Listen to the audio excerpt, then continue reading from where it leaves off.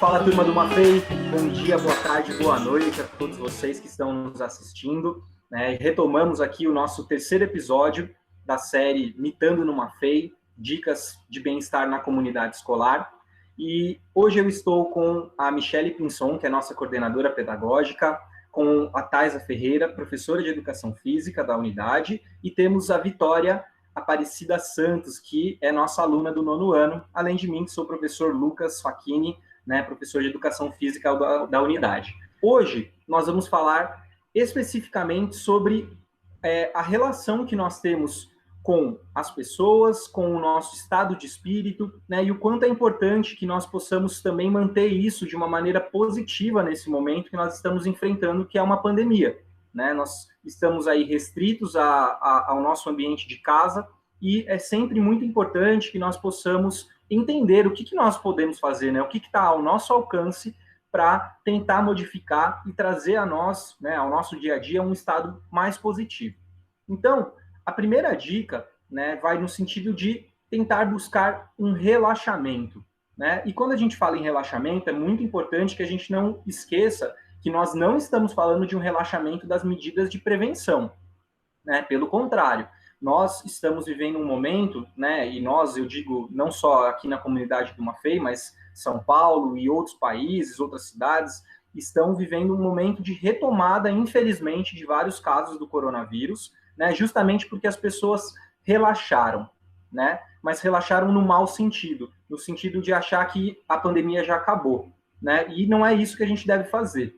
Nós temos que pensar em manter, lógico, né, a nossa proteção individual, a proteção de todos que estão ao nosso redor, com aquelas medidas básicas, utilização de máscara, o álcool em gel, lavar bem as mãos, manter o distanciamento, só sair quando for realmente necessário, mas é muito importante que, estando dentro de casa, né, como a gente tem vivido essa tensão sempre, né, e constante do coronavírus, é muito importante que nós também busquemos um momento para relaxar.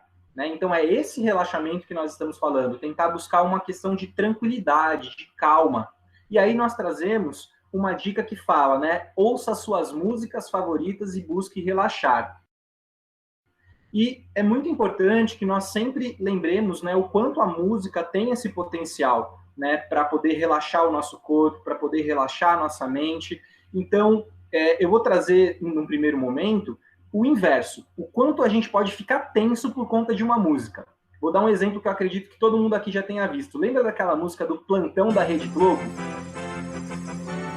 Isso era uma música, né, uma vinheta, né, que eles utilizam, e deixa a gente num estado de tensão, porque você acaba parando tudo que você está fazendo para prestar atenção no que vai ser dito. Porque nós já associamos aquele som com uma notícia preocupante, né, que merece atenção, que às vezes pode ser uma notícia triste. Então, nós sempre associamos isso e quando a gente ouve essa música, o nosso próprio corpo já entra involuntariamente num estado de tensão.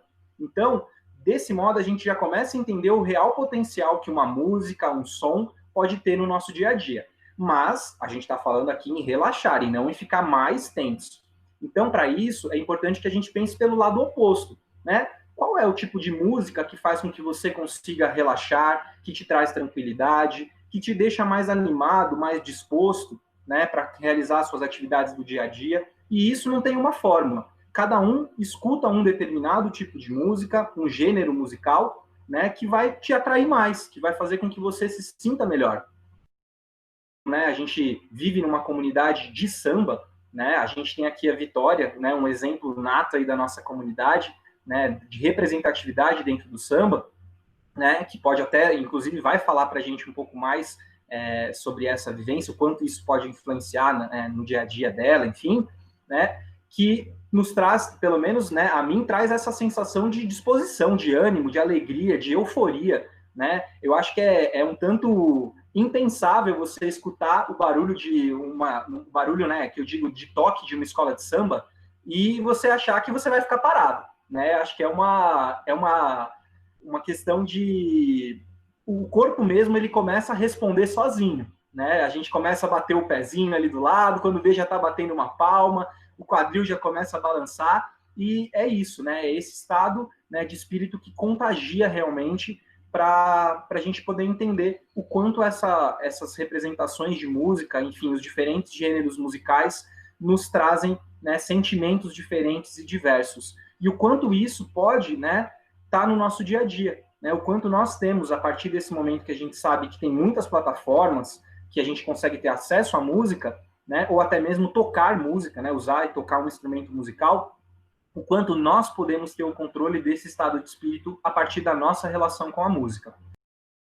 Oi, gente. Então, é exatamente isso que você falou, né? Acho que quando eu ouço alguma bateria, assim, eu já quero ir ver aonde que é para eu poder dançar, porque, tipo assim, o samba, ele é, para mim, é uma das coisas mais importantes para mim, porque eu me divirto, eu adoro dançar, eu amo dançar. Qualquer lugar que eu vou que tá tocando uma música, eu gosto de dançar.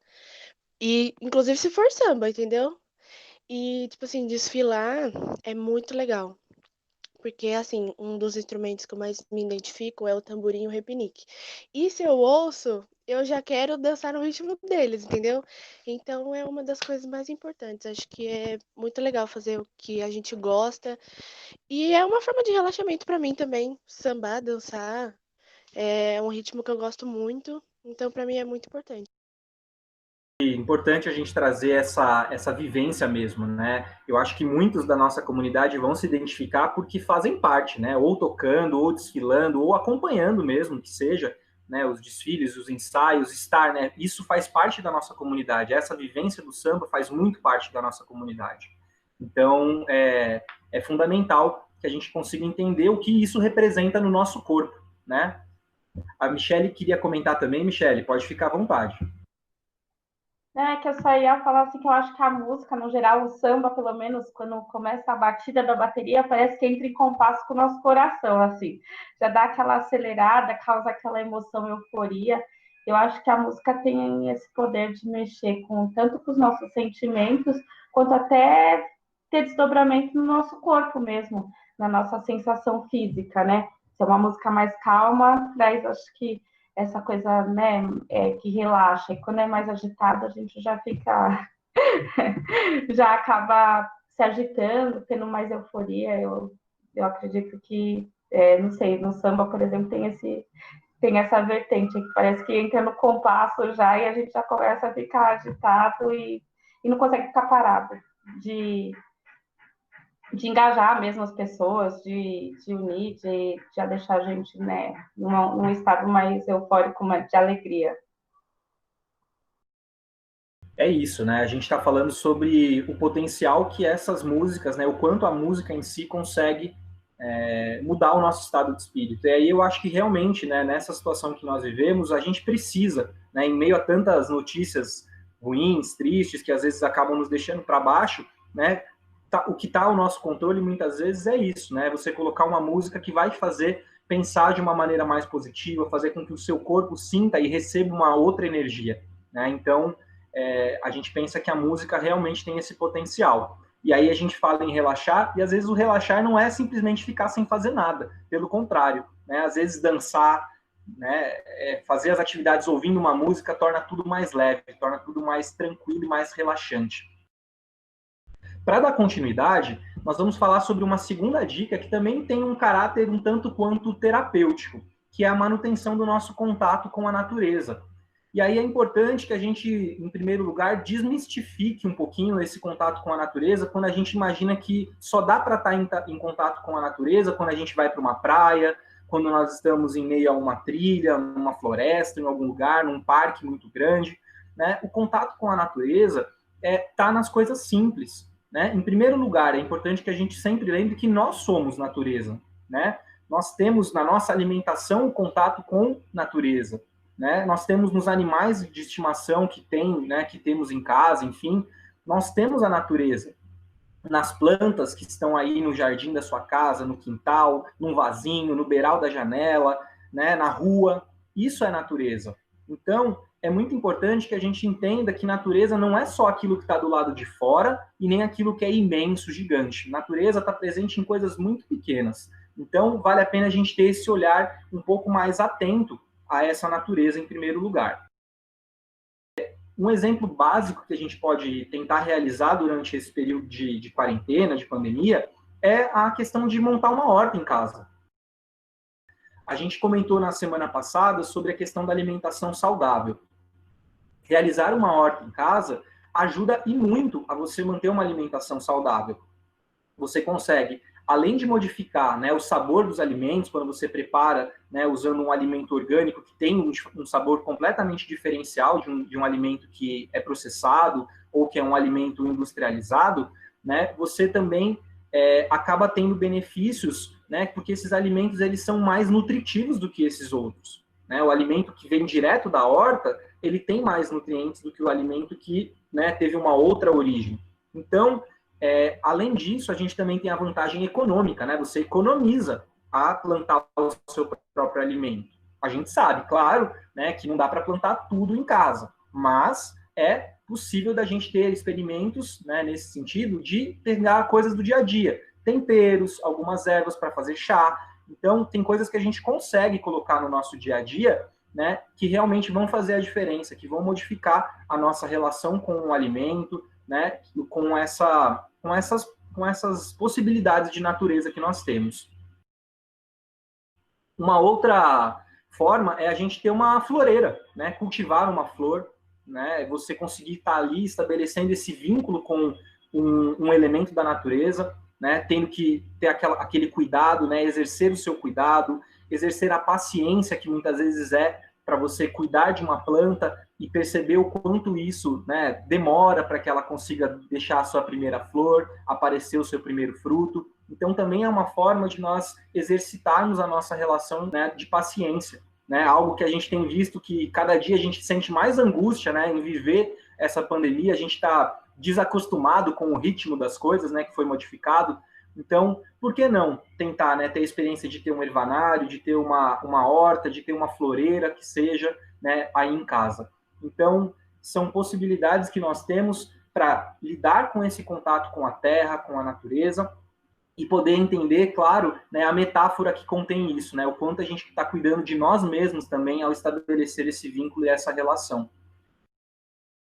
Eu acho que além de trazer uma questão de decoração, deixar a casa mais bonita, traz um aconchego, porque é algo vivo dentro da sua casa, né? Que demanda também um cuidado de você regar, de você olhar para pra planta. Então, eu acho que também legal, além da horta, que são como você disse, os alimentos, né? Temperos que a gente pode utilizar aí na comida, que dá um sabor, uma diferença, né? E ainda tem a questão estética, quando você tem isso dentro de casa, né? Oi, gente. É o seguinte, a questão do samba, adorei. Também não posso ouvir o samba. Não, acho que é qualquer música. A clássica que me deixa ficar sentada. E a questão da horta, eu vi uma coisa muito legal na TV. Eu sou uma pessoa meio do madrugadão, né? Acordo cedo todos os dias. Aí tem uma empresa, uma startup que tem essas hortas de apartamento. Eles já te mandam com a muda e tudo. E você ainda coloca... É auto-irrigável. Não é a coisa melhor do mundo. Você só coloca água de 25 em 25 dias. Não tem como comer mal agora, né? É legal pensar o quanto a gente teve essa mudança de mentalidade mesmo. Né? Entender que horta não é um espaço que fica restrito a uma fazenda, né, a um campo muito grande, né, você precisa de uma área gigantesca para fazer. É muito importante lembrar, né, que qualquer espaço, né, é adaptável a um plantio. Né? É claro que você tem que entender que não dá para você plantar, por exemplo, uma melancia numa floreira. Né? Você tem que entender qual é a sua realidade, até porque não é só uma questão do espaço físico, né? Tem a questão de o tempo de cuidado que é necessário, né? A quantidade de vezes que você vai precisar irrigar essa planta, a quantidade de sol que ela precisa receber, a época do ano, né, no qual é necessário para que você faça o melhor plantio e obtenha um resultado interessante. Então, a partir do momento que você se dispõe a fazer esse plantio, eu acho que a parte mais interessante é o quanto você tem campo para estudar e aprender, né? Mesmo com o fracasso. Mesmo que você coloque lá em diferentes lugares a mesma planta, né, em diferentes lugares da mesma casa, você vai perceber que aquela que ficou no sol por mais tempo pode ter um rendimento, né, e crescer mais rápido que a outra, a que ficou na sombra pode ter se adaptado melhor. Então, é sempre uma possibilidade de estudo e de aprendizagem a partir do contato com a natureza. Isso que a gente está falando só da horta, só de uma floreira, só de um herbanário, né? Existem tantas outras opções que a gente poderia pensar, né? Uma outra coisa simples que a gente percebe no contato com a natureza é: se você tem uma planta em casa, a chance de você receber um pássaro, a visita de um passarinho para cantar aí no seu dia, é muito maior do que quem não tem, né? Então, tem essa outra possibilidade aí de observação da natureza, de receber esses contatos. Pessoal, para a gente ir encaminhando para a nossa dica final, né, que vai falar um pouquinho sobre brincar em casa, eu acho que vale muito a pena a gente trazer um pouco daquilo que foi dito também na semana passada sobre a questão do vínculo, né, de como a gente estabelece essas relações em casa, né, de quanto essas relações estão sendo modificadas pelo contato cada vez mais próximo, né, durante a pandemia, e pensar que o brincar ele realmente é uma possibilidade da gente poder ter um outro estado de espírito, assim como a gente falou sobre a música, né, manter as relações familiares, que a gente sabe que o convívio não é fácil, né, o convívio diário, restrito, né, ele gera conflitos, é natural. E pensar que o brincar, o jogar, se abre como possibilidades para que a gente consiga ver outros lados das pessoas, né? Muitas vezes lados que envolvem um pouco mais da desinibição, né? Imagina num jogo de mímica, né? Às vezes é uma forma de você estar aí com pessoas da sua casa em situações que você nem imaginava de viver, né? De ter uma situação mais divertida, de perceber o quanto aquela pessoa é criativa,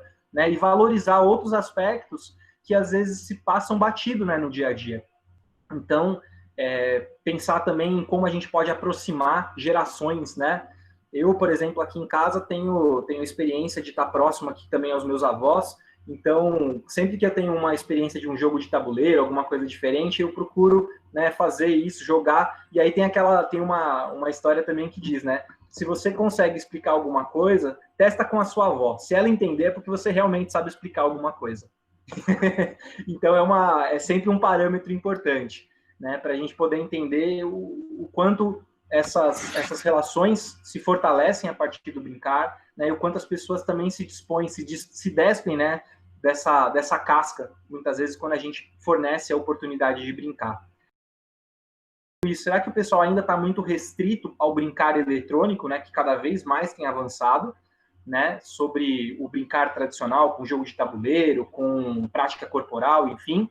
Ou será que nessa pandemia, pelo fato da gente estar mais tempo junto em casa, tem se favorecido? Está dando para brincar de outras coisas que não só o videogame, que não só o jogo eletrônico? Eu sei que hoje tem a interação virtual, né? Então, você não necessariamente está jogando sozinho, você está conversando, interagindo com pessoas que estão jogando em outros lugares.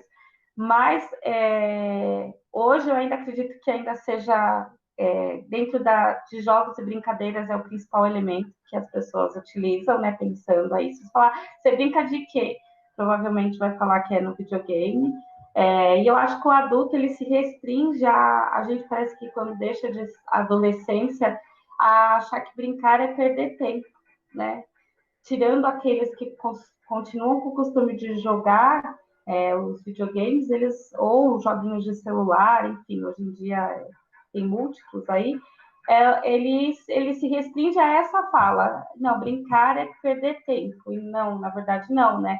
É a questão que entra a interação, a afetividade, então você poder estar com outras pessoas, dividindo o mesmo espaço, a mesma experiência, né? Acho que num jogo a gente pode trazer superação, pode ressignificar algumas coisas, estar com a família, né? Por exemplo, geralmente a gente se dá o tempo, o adulto se dá o tempo da brincadeira quando ele está num momento de ócio, por exemplo, só em momentos de lazer, por exemplo, férias, ou numa casa na praia, ou num sítio, aí não tem nada para fazer, aí acaba pegando um dominó, pegando um baralho, para ter aquele momento, ou jogar vôlei na praia, né? Mas eu acho que esses momentos deveriam acontecer mais vezes, que o brincar, ele traz aí para nós, né, um estado de felicidade também, eu acho, de conquista, né?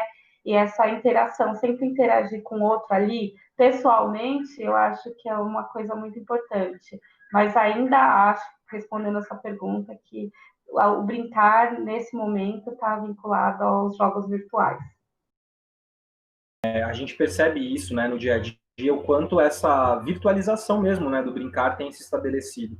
E o que preocupa, eu acredito que não só a mim, mas a comunidade como um todo, é pensar o quanto isso às vezes individualiza a relação, né? A gente vê muitas vezes o jovem com o celular, com o videogame, mas ele às vezes não está preocupado em interagir com quem está próximo, né? Ele acaba restrito, né? Ele está jogando com uma pessoa do outro lado do mundo, ele está conversando, ele está entendendo um pouco daquela outra realidade, mediado ali pelo jogo, mas às vezes ele acaba por esquecer quem está do lado, né? E algumas coisas muito simples, como você falou, né? Um baralho, um dominó, poderiam proporcionar o mesmo estado de espírito, né? De se divertir, de se desligar de algumas coisas com pessoas que estão próximas, né? Então, por que não, né? Aprender a brincar também dessas outras formas, né? Ou reaprender, ou reviver, né? Esse sentido. Garanto que muitos adultos, muitas avós, muitos tios, tias, enfim, que estão aí no convívio diário, adorariam parar um pouquinho do tempo aí para gastar os 5 minutinhos, 10 minutinhos do dia jogando, brincando, enfim, porque isso traz uma satisfação muito grande.